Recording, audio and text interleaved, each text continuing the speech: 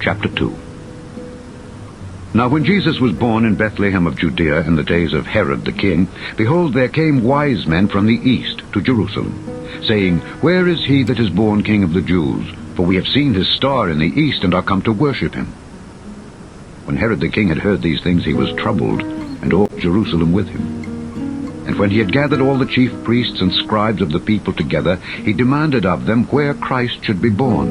And they said unto him, In Bethlehem of Judea. For thus it is written by the prophet, And thou, Bethlehem, in the land of Judah, art not the least among the princes of Judah. For out of thee shall come a governor that shall rule my people Israel. Then Herod, when he had privily called the wise men, inquired of them diligently what time the star appeared. And he sent them to Bethlehem, and said, Go and search diligently for the young child, and when ye have found him, bring me word again, that I may come and worship him also. When they had heard the king, they departed. And lo, the star which they saw in the east went before them, till it came and stood over where the young child was.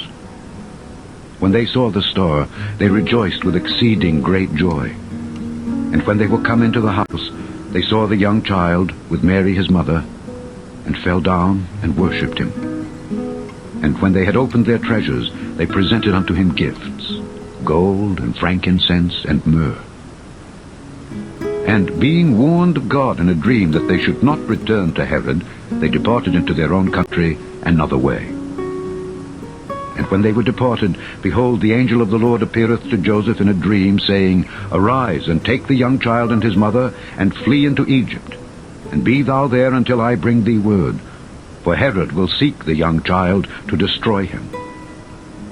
When he arose, he took the young child and his mother by night, and departed into Egypt, and was there until the death of Herod, that it might be fulfilled, which was spoken of the Lord by the prophet, saying, Out of Egypt have I called my son.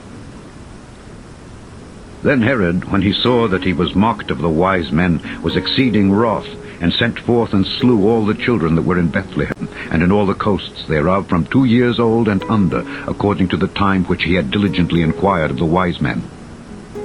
Then was fulfilled that which was spoken by Jeremy the prophet, saying, In Ramah was there a voice heard, lamentation and weeping and great mourning, Rachel weeping for her children, and would not be comforted, because they are not. But when Herod was dead, behold, an angel of the Lord appeareth in a dream to Joseph in Egypt, saying, Arise, and take the young child and his mother, and go into the land of Israel, for they are dead which sought the young child's life. And he arose, and took the young child and his mother, and came into the land of Israel. But when he heard that Archelaus did reign in Judea in the room of his father Herod, he was afraid to go thither.